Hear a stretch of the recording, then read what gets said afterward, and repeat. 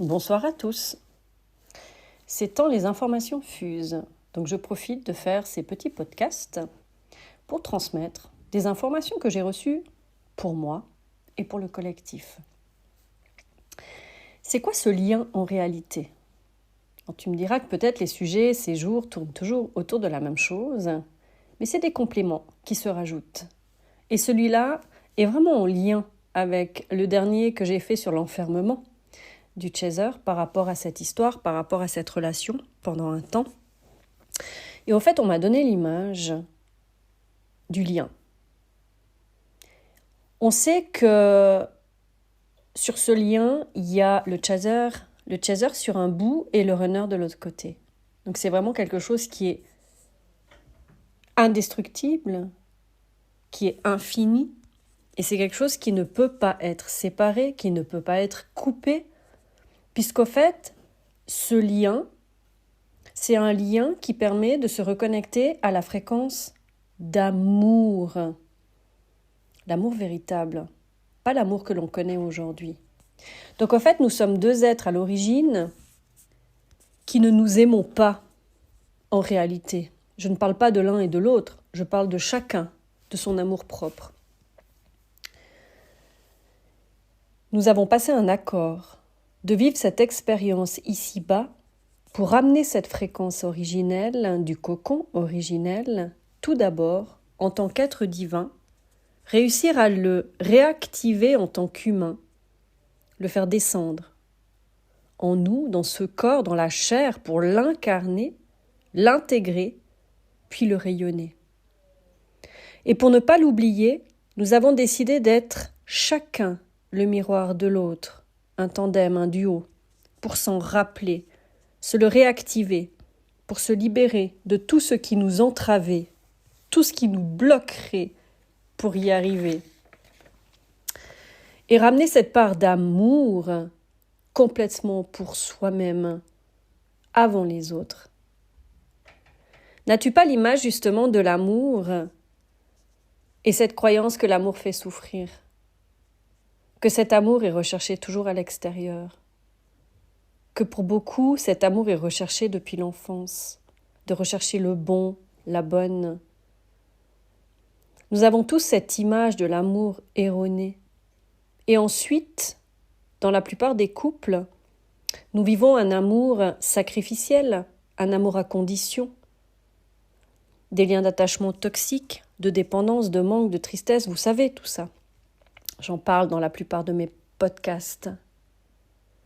C'est comme si un commençait par le connecter subtilement, en principe le chaser, pour le faire descendre dans le corps, dans l'incarnation, le vivre, commencer à le vivre, pour que l'autre puisse ensuite l'élever à nouveau. Comme une boucle, le premier pour soi, en premier, pour une double boucle, ensuite, comme un 8, vers l'infini. Ce symbole de l'infini, source inépuisable d'amour, réunie entre la terre et le ciel, qui est la représentation du yin et du yang, qui est la représentation de la lune et du soleil, mais aussi de ces deux êtres sur ce parcours de flammes jumelles. Et ce sont des âmes qui ont choisi de vivre cet éveil spirituel à travers un lien d'amour, pour ramener justement l'amour dans sa version la plus pure, la plus véritable et la plus authentique, appelée amour divin. Divin, pourquoi ? Parce que c'est un amour de pureté. Beaucoup ont cette croyance, justement, sur ce parcours, à un moment donné, et pendant toute une longue période, d'être prisonnier de ce lien. Cette croyance a été la mienne pendant un sacré moment. Et elle est certainement aussi celle de beaucoup d'autres.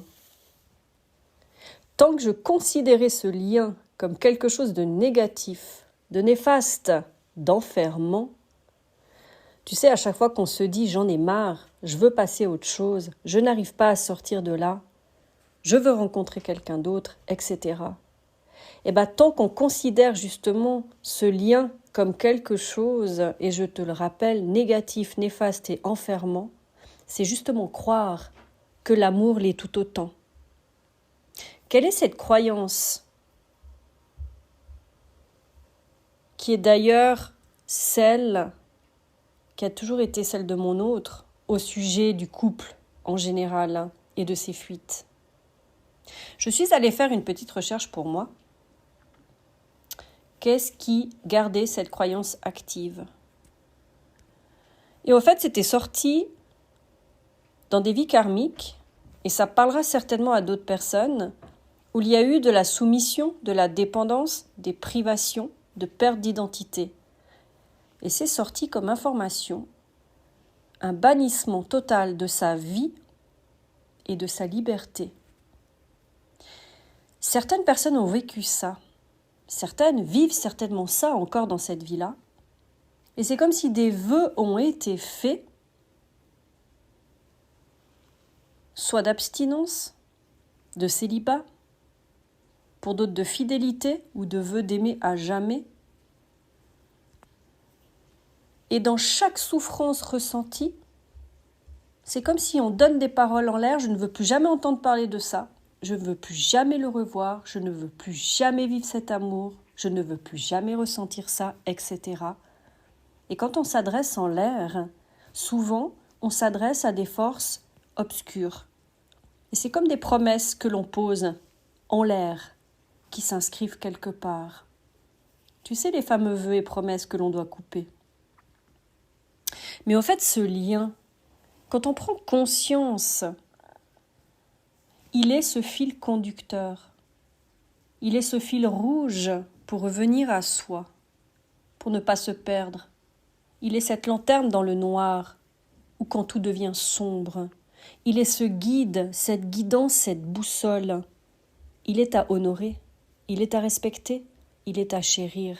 Il est ce lien vers nous, vers l'amour véritable, vers notre identité profonde, vers notre essence véritable et authentique.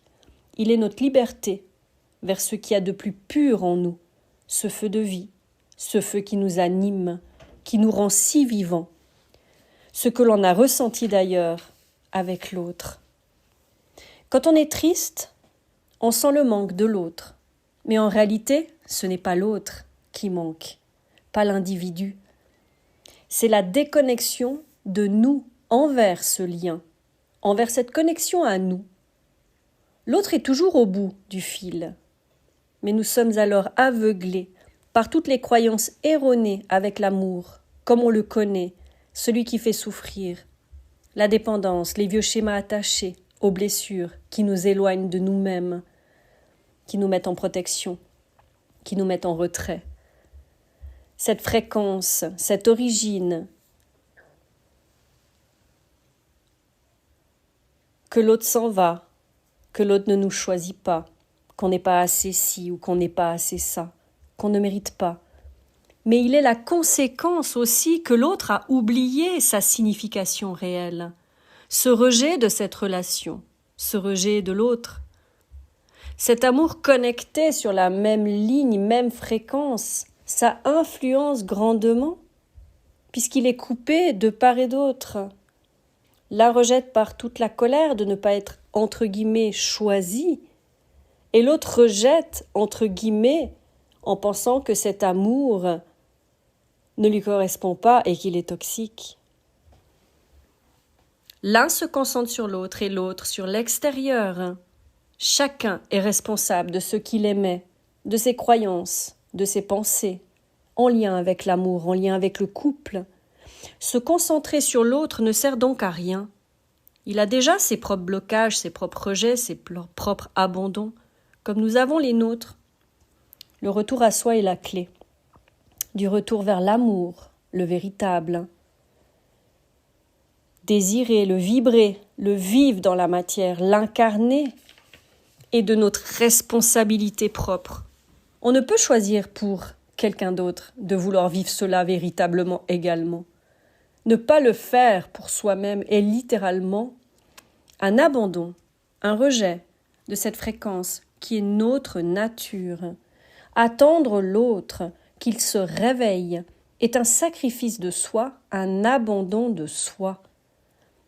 Vivre cet amour est un rêve et désir de chacun, pour certains. Ils le savent depuis l'enfance, dont j'en fais partie. Mais il est associé à une personne selon nos différentes croyances et conditionnements. C'est une fréquence originelle qui est en chacun de nous. Sans priver, est une non-autorisation à vivre cette incarnation divinement. Merci pour l'écoute et à tout bientôt.